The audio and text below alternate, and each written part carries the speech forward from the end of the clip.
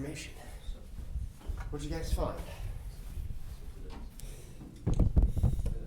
It looks like it's based off of body weight, how much you should consume. Okay, yeah. Obviously, if you have a bigger body, you should consume more calories, but in terms of the mix of what you should eat, Yes. what are the dietary recommendations in terms of the kinds of food that you should be eating? Fruits, veggies, grains. The most is vegetables. Yeah, so USDA recommendations. The food plate, which I do not find the food plate to be particularly informative because it's got plate and it's square and then it's got dairy and a little round thing that's supposed to represent a glass of milk. Yeah, I'm not a fan. I find pie charts where you're looking at proportion of 100% of your dietary intake. Food plate.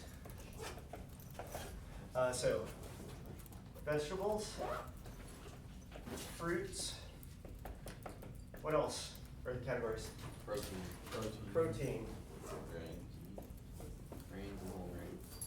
grains and whole grains, and Dairy. dairy. Okay. So, who was it that said fruits and grains are, no, sorry, fruits and vegetables are most? Yeah, that's a big proportion of it, isn't it? Excuse me. Oh, Dude, do you mind if I move it?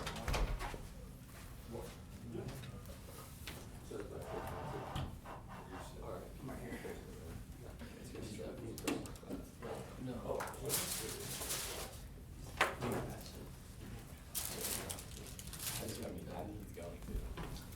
And for whatever reason, I'm getting this spinning ball of death on my computer.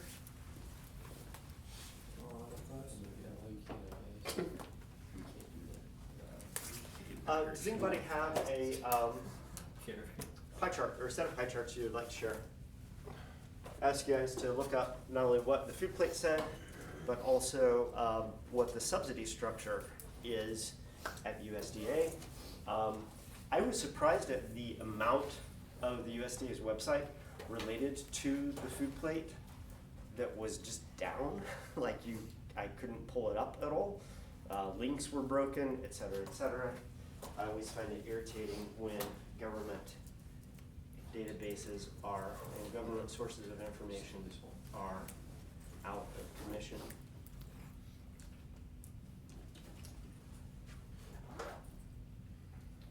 This is unfortunate because I just made some changes to what I wanted to show you today, but I don't think I saved, and if I have to shut down my computer, that will be unhappy.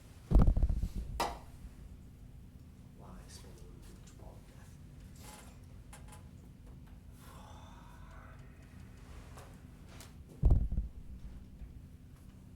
Anybody? I made one, I don't know if it's right. Yeah. Can you hook onto Apple TV and project? I'll let you take control. Right here.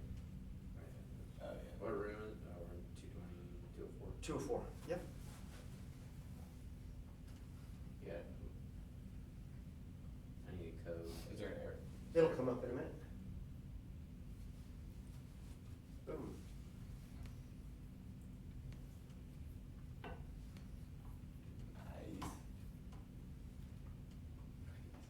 I'm not sure if this is right, but this is going off last year's stuff.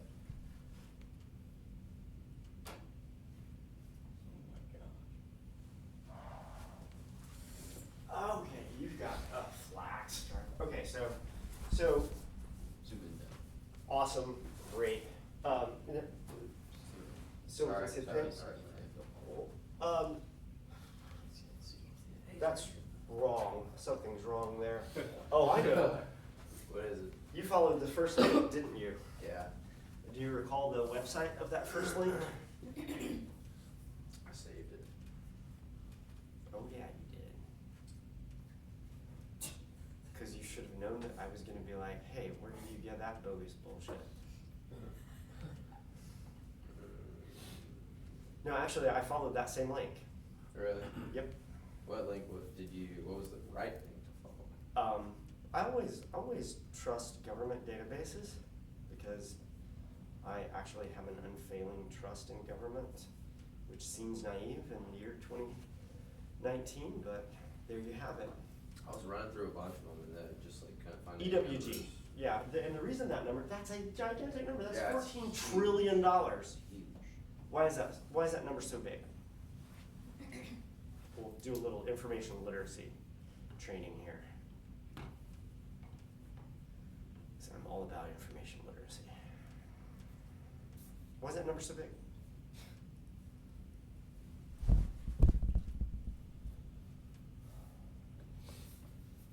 Are they accounting for other stuff Uh, other than what they should be?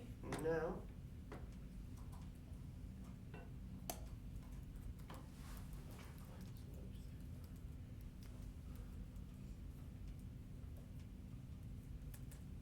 You might know what's it. It's, I think it's from a website that's from a group called EWG, and I'm not sure what EWG stands for.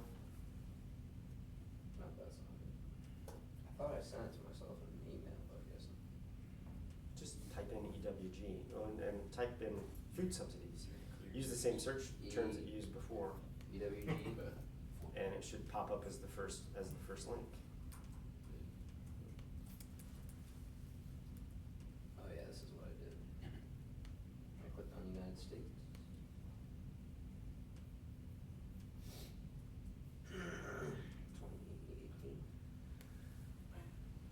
So the rest of you, why would this number be so big? $14 trillion, that's a lot of money to spend on agriculture. Charlie? No, you're just picking things out of your eyes? I thought your hand went up. Sorry. What?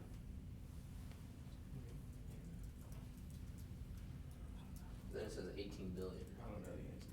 Hmm? Then it says 18 billion on here, not trillion, but then down here, it's in the trillions. Oh, yeah, so, that's weird. Go up.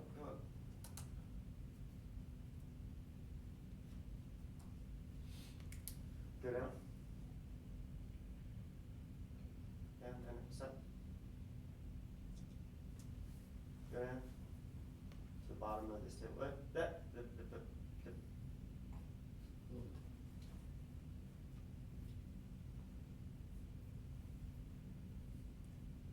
Is that like maybe the total? Yeah, what I found, so these numbers correspond to kind of what I found on the same site, but this was a total from 2015 to 2019. So this is multiple years that are gathered up over a longer period of time, which is why it's so big. So it's important to read carefully what your sources of data are. Did you look any place else? I mean, I just found a bunch of articles that were like, does the government really want us to eat healthy, or does it like promote us? Oh my eating God, more of there's them? so much of that crap out there, isn't Yeah. there? Where's a good place to go and get this information? Not this website. Well, so here you have a website put forth by a group that is purporting to, I don't know anything about these people, purporting to want to track this for whatever reason. So one of the questions you could ask about this group is, should I trust these people? I don't know who these people are. It's just a nameless, faceless website. It doesn't even have a name. EWG, what is that? Economics Working Group, maybe? I did not delve deeply enough into it because after a while I got tired of people's opinions and I decided to go and actually just get raw data from the people who should know about these things. New.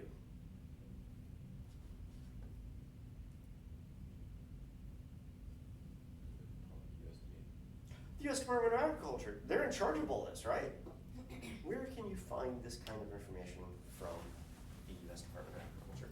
Log yourself out. I wanna take over the screen now. Good job, Say no. Hmm? I'm teaching.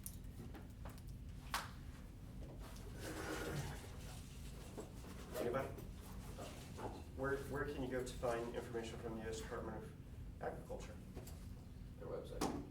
You could go and look at their website. where else could you go and find information?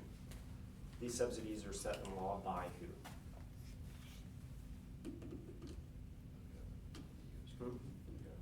Yeah, what part of the government?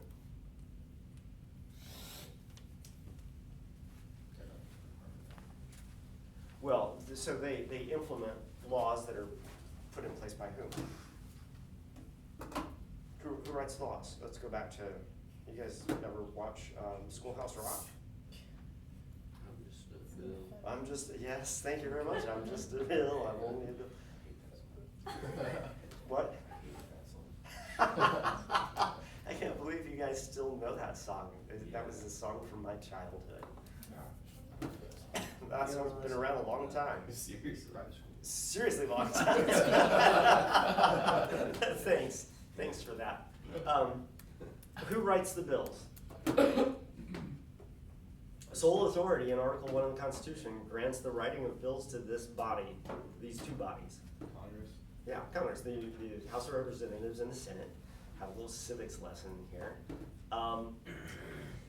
So ultimately, you should, in theory, be able to go to the Farm Bill and find out what these funding amounts are, because they're writing a spending bill that's going to spend money on agriculture. Did any of you have the fortitude to go and look at any of the farm bills?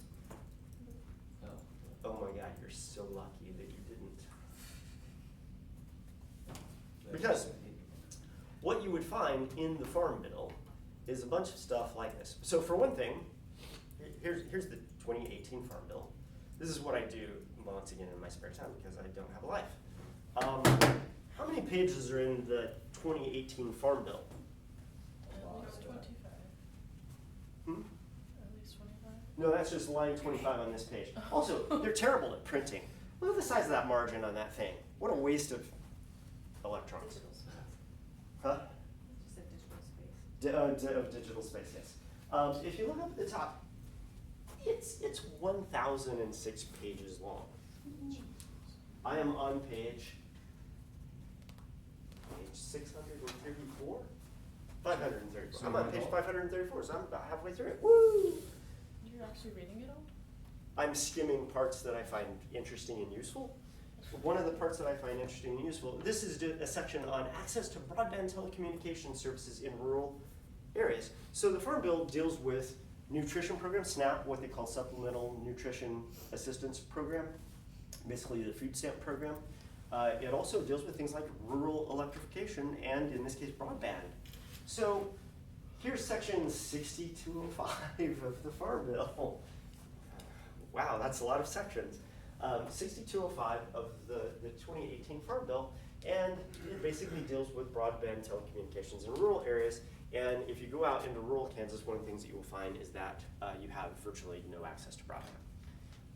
Because companies put broadband where they can make money off of putting broadband, and they're not going to put it in Podunk, nowhere, Kansas, because you're not going to get enough subscribers to cover the cost of installing the hardware.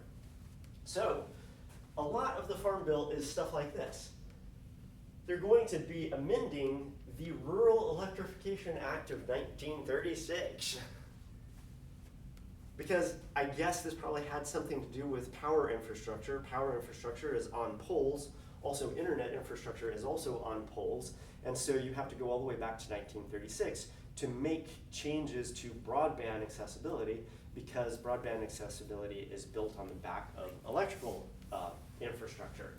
And so we're going to amend this Rural Electrification Act in subsection A by striking loans and inserting grants and loans and. There's so much of the Farm Bill that is going back to old bills and changing the wording slightly. And you see all through this little section, changing loans and inserting grants and loans in.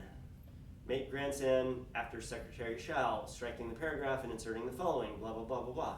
It's a lot of modification of past stuff. You can't tell from reading this bill what's in the bill, because you have to do what? You have to go back to the Rural Electrification Act of 1936 to see how Congress in 2018 is altering that bill in ways that update it and make it useful in this case. And so this is 534. I didn't have to go this far into the bill to do this. I could have gone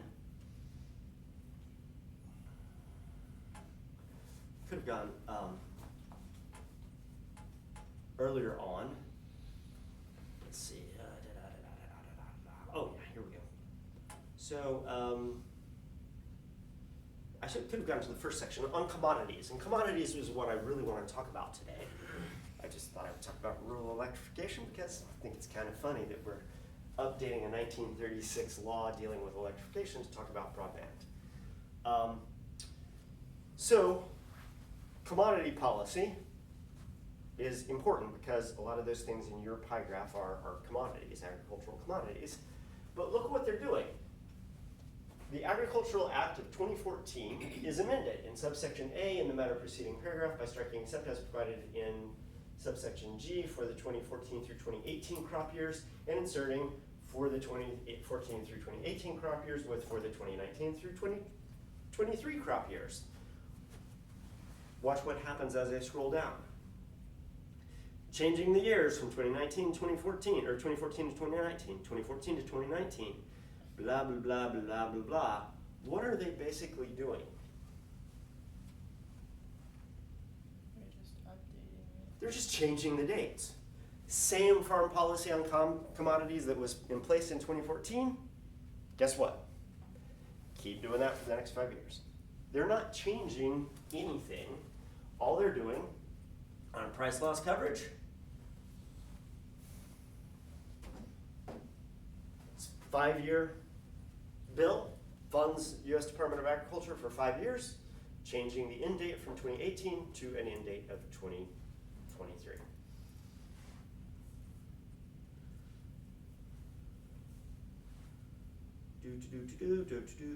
More date changes, once again, just changing the dates, not really changing the substance of this at all. And so in order to figure out what is going on with agricultural commodities in 2018, you have to go back to 2014. But of course, what are you going to find in the 2014 bill? More of the same. You're going to find more of the same. So commodity structure hasn't really changed all that much over time. And if you go searching for your answers in the Farm Bill, you're going to be super duper frustrated. I went and looked at the Farm Bills so I could save you the frustration, but you're going to see that a lot of the language, especially regarding commodities and how commodities are subsidized, hasn't really changed much in the last 20 years. There's a lot of this rolling over policy from one Farm Bill to another Farm Bill. So since reading Farm Bills is time-consuming and not particularly informative, where else can you go? Yeah. I'm on this website now called farmaid.org, and it like sums up a lot of it. Farmaid.org sounds like it should be a website funded by Neil Young. It like sums up a lot of the, I don't know, it seems a little skewed. Yeah, but you also don't have any numbers. Give me some numbers. I want numbers in all of this. Who possesses the numbers again? The Department of Agriculture, because they have to make payouts. So, you guys have any idea how much money we spend on the Farm Bill every year? For the last 3 years, it's been about $140 billion, not total, but per year. Per year. When Congress gives you $140 billion, guess what they want?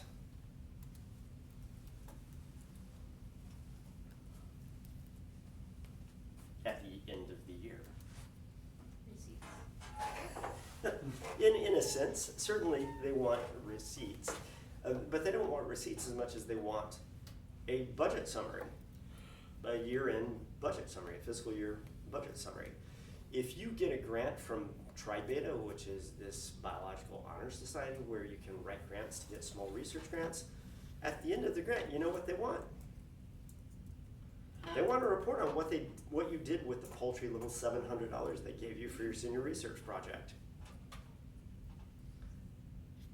It's paltry little $700, but you know what? They want to know what you spent it on and what the result was. You give somebody $140 billion, they want to know what you did with the money. So guess what the USDA has to do every year? Outline how much they gave each, or like put into each part. They have to file a report on what they spent money on. So the cool thing about your figure is that it breaks things down crop by crop by crop by crop.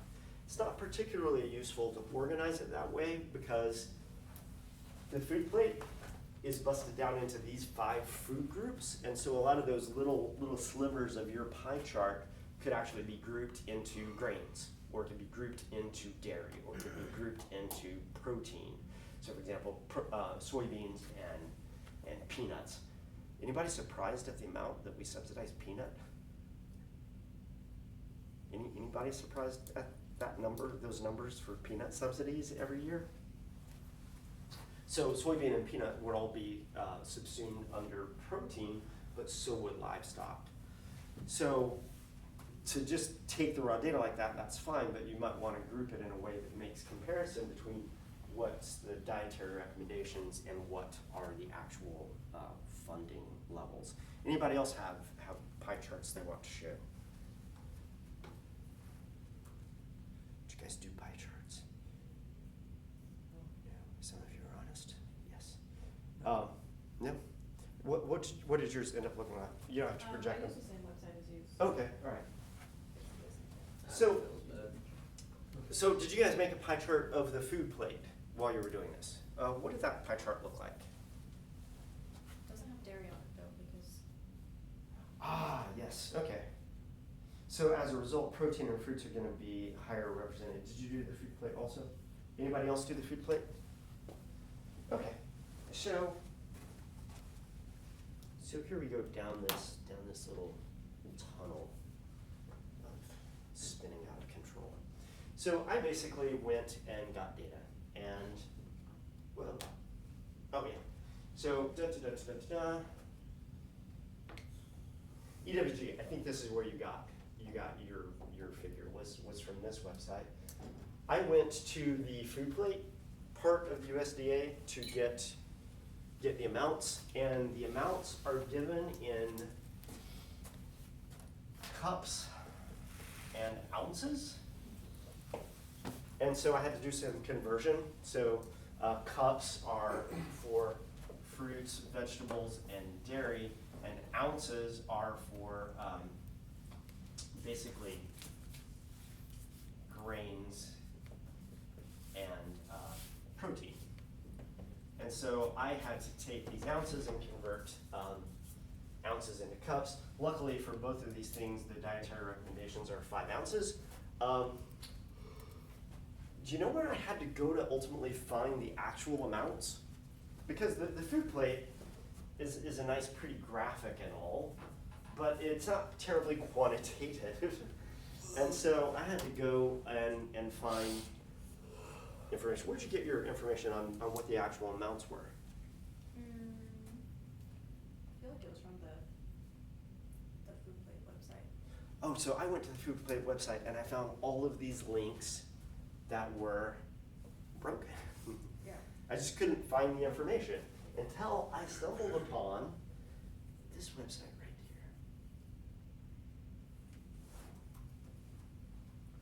which is an education website for kids in public schools to figure out, are you eating a healthy diet? Here's the requirements. Whoa, what happened there? No, it's right here on my computer. Swipe your fingers over. I'm doing exactly that.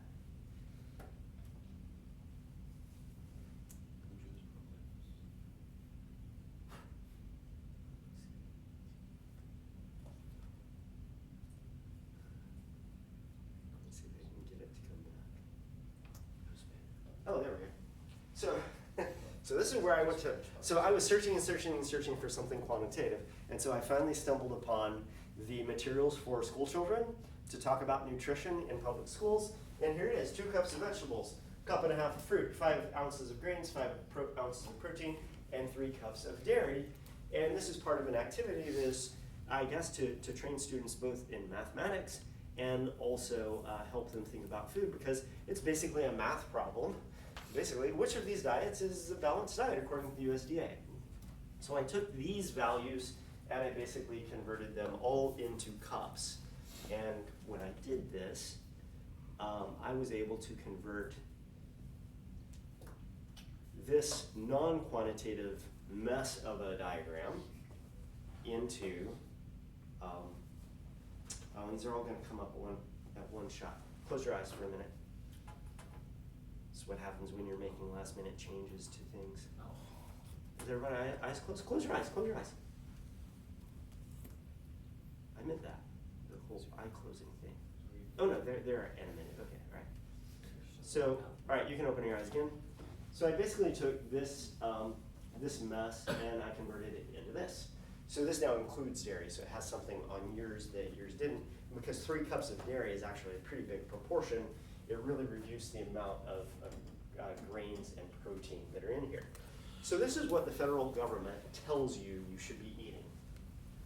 A lot of fruits, a lot of vegetables, you should be drinking a lot of milk, which by the way also has protein in it, but you should be taking in relatively small amounts of grains and protein.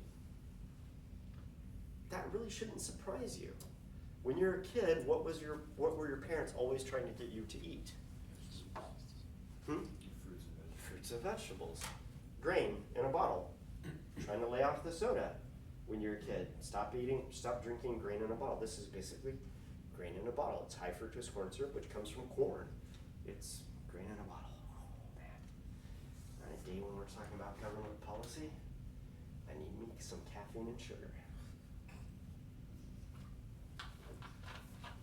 So, I didn't really like this because it was summed over such a long period of time. The numbers ended up getting really big. Also, I don't know who these people are, but I took their data anyway. And then the other thing that I did is I went to the fiscal year 2018 budget summary. What does the fiscal year 2018 budget summary look like? Anybody else go to a budget summary? No. You guys really need to get rid of the current lives that you have and adopt a lack of fun sort of life so that you can go and do things like reading budget summaries, which are not as long as bills that just basically change things about previous bills, because it's really a nice distillation of things. So here's the fiscal year expenditures for 2016, 2017, 2018, $138 billion, $133 billion, and $104 billion. This is actual expenditures. This is budgeted because it actually takes them 2 years to actually get a handle on how much they spent. So in the 2018 Farm Bill, you will see, for example, expenditures on commodities that are actual expenditures for 2016 and then budgeted for 2017 and 2018. I wish my bank was that way about my bank account, where I could just keep track of things in 2-year increments. You'd be 2 years behind keeping things in balance. When you look at these farm bill at these budget summaries, you're going to find a section that deals with commodities, and luckily, the structure of these budget reports is relatively constant from year to year. So if you look at a number of years of these, which I have, you can always kind of find the same information in the same area within the report, which is nice because it slows things down, because you can skip things like this and go all the way down to skip loans, let me go back. So when I talk about the commodity structure, keep in mind that commodity programs are a small portion of the budget of the USDA. The biggest chunk of the pie of the FDA is supplemental nutrition programs. And so this is SNAP, this is WIC, a special supplementary nutrition program for women and children. This is basically providing food to low-income people. But of course, where do they get this food? They get it from farmers. And so this isn't direct payouts to farmers in the forms of subsidies that are based on crop production and price fluctuations. This is actually just the government going to farmers and buying up a certain amount of their productivity because they're going to then sell it at low prices to low-income people so that people have enough to eat. So when we talk about the commodity structure, we're basically talking about what proportion do we spend, for example, on grains of this 18%, which is the U.S. Department of Agriculture's total budget. So for example, U.S. Department of Agriculture runs the U.S. Forest Service, and that makes up 7% partially makes up 7% of the total budget of the U.S. Department of Agriculture. So when we scroll down and we finally get to a section where it talks about commodity structure, here we go. We have hard numbers. And so they have actual expenditures from 2016. We have an estimate of expenditures for actual for 2016, estimate for 2017, and the budgeted amounts for 2018. And things that surprised me when I looked at this was the total amount that we spend on peanuts by themselves seemed like a lot. That's $320 million to $657 million. Another question I have is, why is the budgeted amount going up? Maybe it's because it was a good year for soybeans in terms of price, and so they didn't have to subsidize it. So perhaps this was budgeted at something that was higher, but the actual expenditures ended up being lower because what you actually spend, and this is one of the difficulties with the U.S. Department of Agriculture, you budget for a certain amount, but if something happens like floods all year in the Midwest, you may end up expending a lot more money than you had budgeted because weather plays a role in this. And so what I did was I took these numbers and I tried to basically silo them into these 5 categories. So say, what of each category, where do soybeans go? Well, soybeans go with peanuts because those are both legumes. High protein beans, so they go in the protein section. But what also isn't up here is what? What's missing from this section of the report?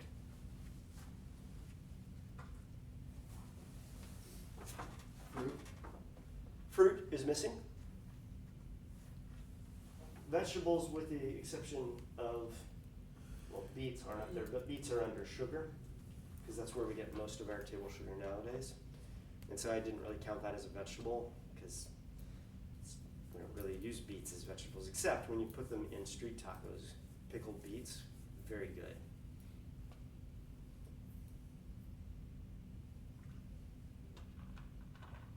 Stuff up there that you eat every day is not, stuff is not up there that you eat every day. Beef, pork, poultry, eggs, not up there. Because expenditures on those things appear in another section of the report that deals with livestock. There's livestock. You have to go down a couple pages to find expenditures on livestock. So you have to read the report in full, know where these things occur, and then you have to go and dig these up in other summary reports if you are so inclined. And of course, I am so inclined. So this is the expectation. This is what you should be eating as an American. This is what it breaks down to when you put it into kind of a standardized pie chart. This is the actual expenditures from 2016. When we take those different subcategories and group them all together, include livestock, throw that into the protein package, because beef, poultry, eggs, all that stuff goes along with soybeans and peanuts in making protein. Yeah? So the dairy, am I reading it correctly that the dairy is almost as much as fruits and vegetables combined on the food plate? Yes, it is. 3 cups. So it's 5.5 cups. So this is fruits is 2 cups. No, 2 cups. This is 1.5 cups, and this is 3 cups of dairy. Yeah. That's what the actual numbers are. Yeah. So you should be drinking. Why should you be drinking milk? Calcium. It's an important source of calcium, which you need. It's what influxes into all of your muscles. Every time you take a muscular contraction, you're using calcium. What else does it have? Vitamin D. It's got vitamin D. There's fat. It's added to it. So it's fortified with vitamin D. They add it to it because vitamin D is good for you. Because having calcium alone isn't any good. You need actually vitamin D to absorb that calcium. What else does it have in it? Fat. It has fat, and it's a good source of protein. Drink milk. It's good for you. What if you can't digest milk though? You can take a pill called a lactate. You can take lactase, which is just the enzyme. Every time you take in dairy products, just pop a pill. It gives your body the lactase that you lack, and it'll digest it just fine. Like Other that. ways to get calcium? Hmm? Other ways to get calcium? You can take calcium pills. You can eat. Well, I mean, you can eat dairy in the form of cheese and things like that as well. There's some fruits and vegetables that are high in calcium. You would have to learn what those are and make sure that you include them in your diet.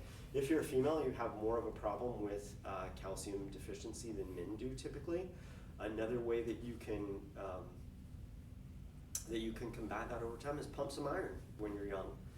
Weight-bearing activities put strain on your bones, and as a result, your body allocates more calcium to your bone to strengthen your bones because you're applying weight to them.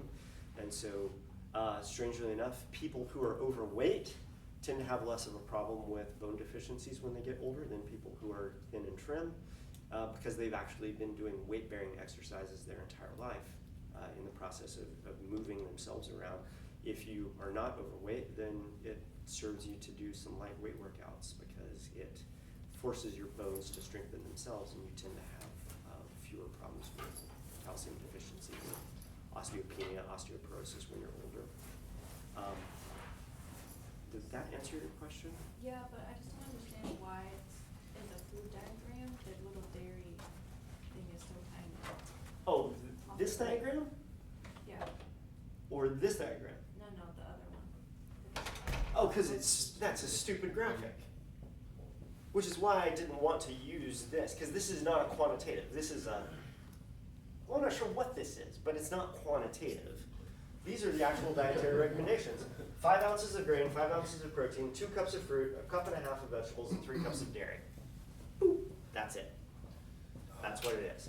So when you graph it in a pie chart, it's like, oh, I should be drinking more milk or eating more cheese. What other? Oh, eating more ice cream. Yeah. So this is what the Department of Agriculture is saying we should be eating. This is what the Department of Agriculture is paying for.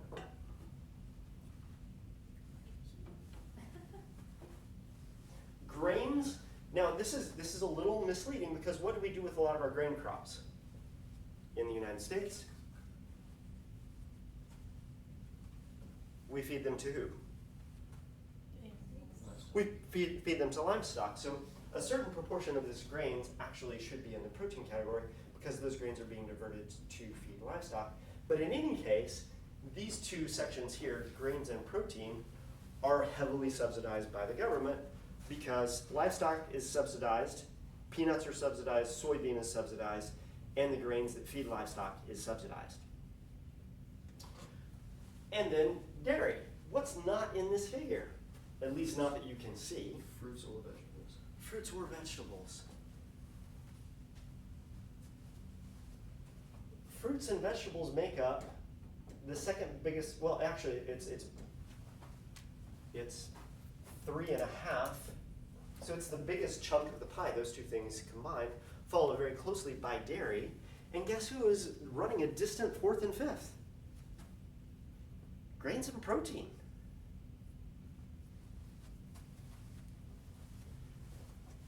But that's where the bulk of our expenditures are. So we can look at, that's the actual expenditures, which are going to fluctuate from year to year depending on what's going on. This is what's budgeted. And so this is what was budgeted. So clearly there was more paid out in 2016 to protein production.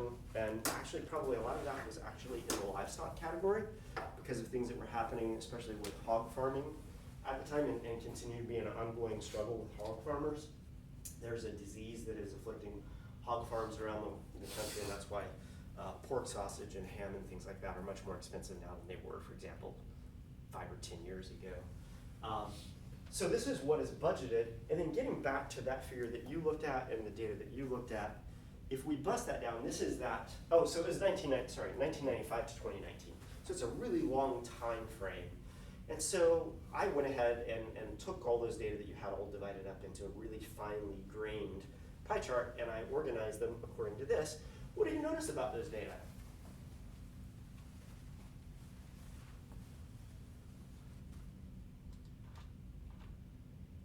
They're kind of congruent with the US Department of Agriculture reports.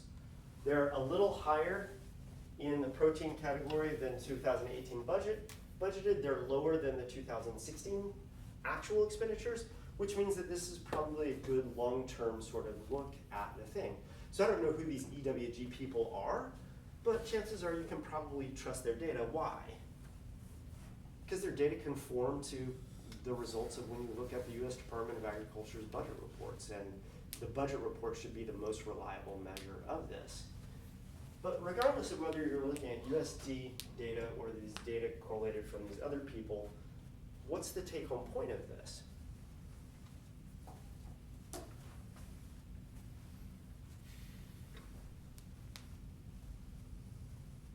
don't want us to be healthy. Okay, so that's stating it plainly. So if that is the goal in the upper left-hand corner, and then these are the expenditures, then there's something out of whack in terms of how we're spending money to achieve a particular goal. Yeah.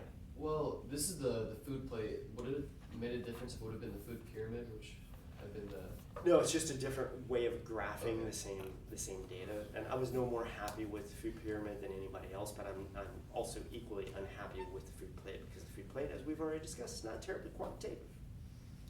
Yeah. Do you have a question, or were you just stretching? Oh, no, I Or was just comment? taking space. Okay. So one way of saying is the government wants us to be unhealthy. But keep in mind again, why do we write agriculture bills? What is the purpose of agriculture bills?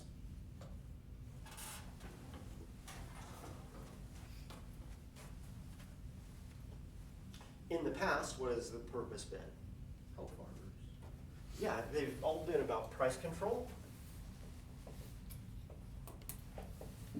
And they have been about ensuring supply. Why do I always want to write within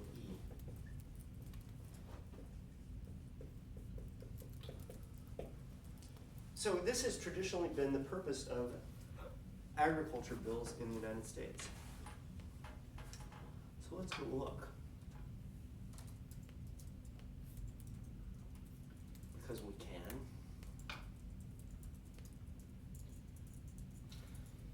A bill. This is found at the beginning of every bill. If you've read enough bills in Congress, you will learn this verbiage. A bill to provide for the reform and continuation of agricultural and other programs of the Department of Agriculture through fiscal year 2023 and for other purposes. Because of course, writers are going to be put on this bill that do things having nothing to do with agriculture.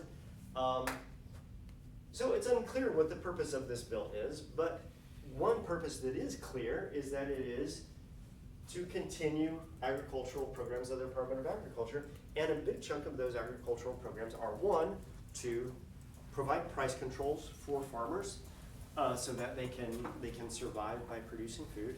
And the second one, and a big chunk of it, is to provide supplemental nutritional programs to low-income families. So 69% of the budget goes toward providing food to low-income people. But when we look at the subsidy structure, that food is going to be largely grain-based and largely protein-based. So if you're on SNAP, God help you if you need or want fruits and vegetables, because we just don't do it. The only crop that is subsidized that is actually a fruit or vegetable is actually apples. Beets are subsidized. They're technically a vegetable, but they're mainly subsidized because they're used heavily in sugar production. And so we are left with this conundrum, which seems weird to me. and hopefully it will seem weird to you as well, the fact that this is the goal and this is the way we invest federal taxpayers' money in terms of encouraging what agriculture gets done, yeah. Do you have the same kind of data for the UK? I don't have the same, that would be an interesting thing to do, wouldn't it? I do not know I know nothing about how the UK funds its agriculture. That would be very interesting. The EU would be the same. Interesting thing to do for next iteration of this class. Thank you. I don't live in the UK, so I don't really care what they do in the UK, but it would be it would certainly be an interesting comparison. Well, so I was living there last year. Yeah. And, we noticed that it was much cheaper to buy fruits and vegetables in the UK and much more expensive to buy junk food, compared with here, which is opposite. Yes. Food journaling, because Noah's not here, and Charlie, I have your food journal. I forgot them in my office. Come with me after class, and I'll go down and look at it. Suspend food journaling, because I've been receiving food journals and off days and stuff like this. Let's just start over again next Friday. So for the next week, do not food journal. We'll pick up food journaling next week. Also, I didn't put out food blog expectations for this past week and next week, so we'll just start fresh next Friday. Next Friday, everybody will hopefully have their food journals with them, start logging food journaling next Friday. So take a week off of food journaling because we're all discombobulated because of people being out of town and stuff like that. Why did that come into my mind? Yeah, that was pretty random. It was pretty random, Something but in Noah's food journal? huh? Was it not something in Noah's food journal? Or No, it was. I don't know why that popped in my head. It must have been triggered by something. So no, it would be good to know what other countries do, because in our country, what we do is we have a subsidy structure that encourages farmers to do certain types of farming. The reason that farmers are growing corn and soybeans isn't because they want to be growing corn and soybeans, it's what they can make money off of growing. If you could make more money off of growing fruits and vegetables, you would probably be growing fruits and vegetables. But the fact of the matter is we don't subsidize the growth of fruits and vegetables, and so they become these kind of specialty crops, which is why when you go to the grocery store and you go to buy fruits and vegetables, you find fruits and vegetables are relatively expensive. Not only that, a certain proportion of the fruits and vegetables in the produce section at a grocery store are going to be produced in other countries because we don't have price supports for growing fruits and vegetables. So the government says you should be doing this, but then the government pays for this, and with all things, you get what you pay for. And so there's this disconnect to kind of what the goal is. If we think of the food plate, here's the goal, and then we think of what the plan is. It seems like the goal and the plan are not really matching up. I rode in the triple bypass this past summer. You guys know what the triple bypass is? Of course you don't. Anybody? Anybody ever ride the triple bypass? Is it biking? It's a bike ride. It's 117 and a half miles. It covers 10,000 feet of climbing. One of those climbs is 24 miles of unrelenting up. No flat, no down, just up and up and up and up and up and up. It's fun. where's it at? Yeah, where is it at? Colorado. It starts in Evergreen and goes past Vail and ends up in a place called Avon. You go over 3 mountains, which is why it's called the triple bypass. And you might need a triple bypass by the time you're done with it. So a friend of mine named Richard asked me if I wanted to ride in it this past year with him. So this was back in July of 2019. I'm like, sure. And so in January, I started riding my bike during the winter. I hate winter riding. It's cold. But I got a trainer and I rode inside. I had 300 miles in the month of January, which I've never done. I'm over 3,000 miles for the year so far. I biked a lot between the beginning of the year and July, mid-July when this ride occurs. A couple of weeks before the ride, I had to go and do field work in Tennessee, and I didn't have space in my car for a bicycle. And so when I was there, I found an 18% hill near the campsite where I was camping while I was doing field work. And I ran that 18% hill up and down, up and down, up and down as many times as I could in the morning, because I didn't want to lose whatever fitness I had accrued over the previous months, et cetera, et cetera.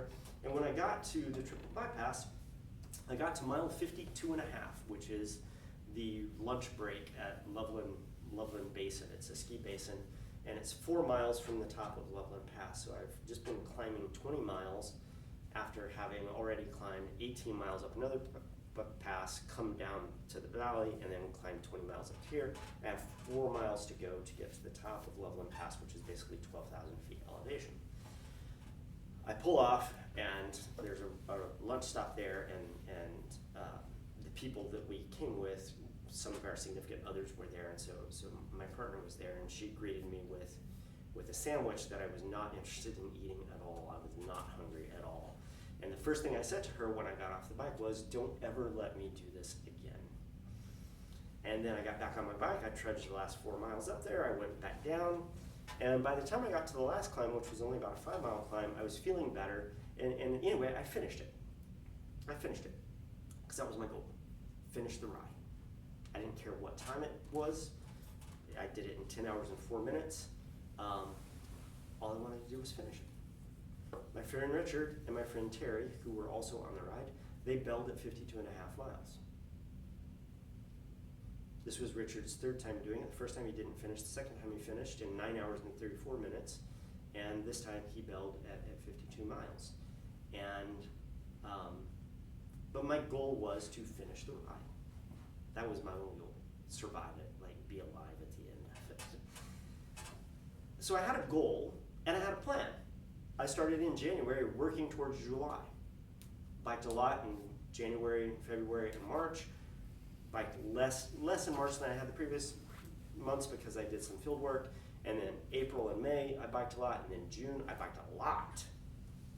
Building up to this thing because I had a goal of finishing the race. I was talking to one of you on Monday after class about studying, and I gave the student a plan for how you can study effectively in college, and it's the plan that I used in college that required a lot of daily interaction with the material, a lot of recopying of notes. I wrote out quizzes for myself. I basically studied for every class every day. I discovered without knowing anything about pedagogy that more frequent short periods of time spent on the material was better than one big long chunk right before the exam in terms of getting knowledge stuck in long-term memory. I learned that recopying of notes and reorganizing them was a useful way for me to learn because it got me engaged in the material that I was studying, much better than reading over notes. And I learned all these things before I then became a professor and then read these things in an education program. I just knew that in order for me to survive college, for me to finish college, I had to have a plan because I was a first-generation college student. My parents didn't know anything about going to college, and I was just out there on my own learning how to do it.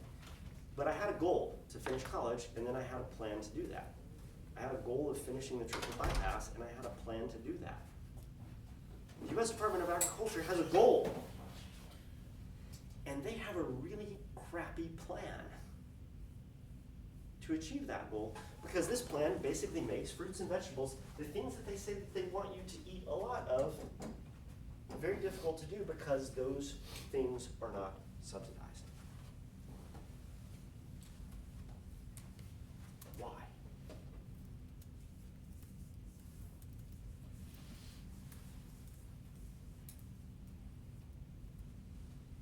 Lobbyists. Certainly, the Farm Bill is a political equation.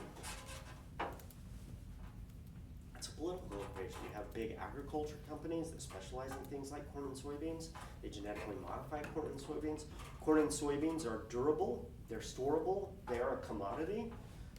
Food scientists and other scientists have taken things like corn and found ways of doing all sorts of things in terms of manufacture. This bottle of Pepsi, I brought a bottle of Pepsi to class today on purpose. This bottle of Pepsi, high fructose corn syrup is the second ingredient after carbonated water Guess what it's packaged in? Plastic. Mm-hmm. Guess where this plastic probably came from?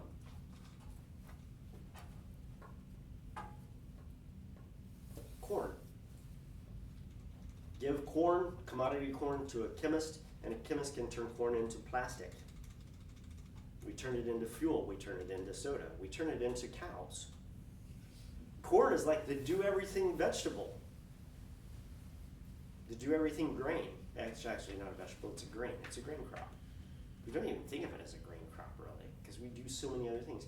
It's in the particle board, the gypsum board that is around the room. It's in the ceramics in your spark plugs. Got a whole list. I don't think I gave this to you yet. All these things that we make from corn. Corn is so much more than food. This is why we subsidize it heavily, is because it's an important substance that can be used for all sorts of purposes. If we really wanted people to eat fruits and vegetables, what would we do? Subsidize. We would have a different subsidy structure probably than the subsidy structure that we currently have.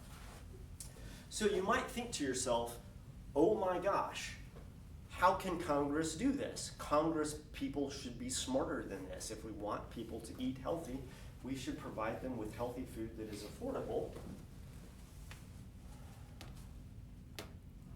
This is the voting record on one of the recent farm bills.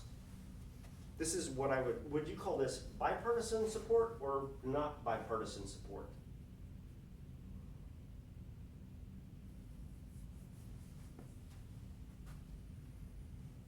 This is the House of Representatives.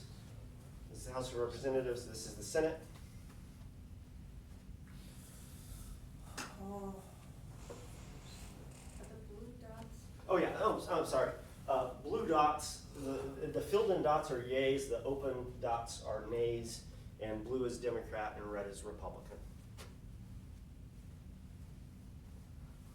Plenty of red votes, plenty of blue votes, both in the House and in the Senate. Here is the vote on another farm bill. This is House and Senate combined because it was a bill that came out of a conference committee, and the conference committee had lots of changes, so both houses had to go back and vote on it again. Bipartisan bill? Yeah. Huge number of blue, huge number of red. Our legislators are not very smart. At least if we're asking legislators to align plan with goal. Anybody want to, so this, one of these is the 2014 Farm Bill. It was passed during the Obama administration. One of these is the 2018 bill that was passed during the Trump administration. Anybody want to take a guess on whether this is 2014 or 2018? Is this 2014 or 2018?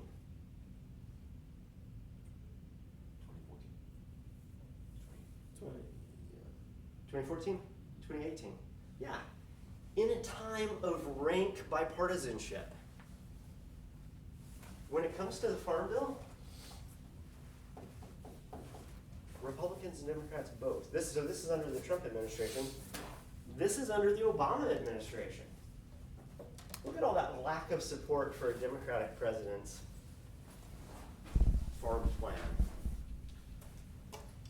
Very bipartisan, but in both cases, very bipartisan, more bipartisan support in 2018 than in 2014. When it comes to the Farm Bill, you know who you don't want to do? You know who you don't want to piss off? Farmers and big agriculture. Well, I Yeah. mean, if you think about it, I'm guessing the specialty crop growers, like the fruits and vegetables, wouldn't necessarily have any of it because they're selling it for so much higher than people than the Midwest. Like, I feel like it's a lot harder to grow fruits, like especially like fruits, than it is vegetables. Fruits and vegetables. So fruits in particular are grown on trees, and so it's a Yeah. longer term investment. Yeah. And also fruits and vegetables, because they're not storable, Yes. they're they're much more, the price of those things is much more prone to the vagaries of weather and things like Mhm. that. And so it's actually a riskier, in some ways it's a riskier type of farming. Yeah, and that's why they don't subsidize it then, right? It's just But- 'cause of that. But shouldn't they subsidize it if it's more risky? But it seems like if you wanted people to produce it, because it's riskier, you should actually put more money into subsidizing it, because if it's a riskier crop that is more prone to the vagaries of climate and things like that, if you want to ensure a ready supply of the product that is at a reasonable price, you should actually be subsidizing it more. If your goal was to actually have people get fruits and vegetables at a reasonable price. So clearly, that's not the goal of the Farm Bill. The Farm Bill has a set of different goals. What's weird to me is that the U.S. Department of Agriculture oversees the USDA budget, and it also is the organization, the agency in the federal government that makes these dietary recommendations. So for me, it's the weird disconnect is here's what we want people to be doing, and yet here's a bunch of policies and funding strategies that tend to act at cross purposes to that. Yeah. And it just strikes me as weird. You could subsidize fruits and vegetables, and that would increase their abundance, and as a result of increasing their abundance, it would drive down the price. And people, it's been shown in the recession of 2008, when prices on things go up, people change not how much they're eating, but they change the things that they're eating. Yeah. And so we don't respond in terms of our total intake when prices go down, but we will change the mix of our diet. We have an exam on Monday. It's in the schedule. It's been coming up. I think I mentioned it last week. Anyway, we have an exam on Monday. It basically is covering food webs and history and economics. So whatever we've covered since the last exam. If you have any questions, I'm around the rest of the day today. My partner is at a training thing in New York, and so I'm also available via email all weekend.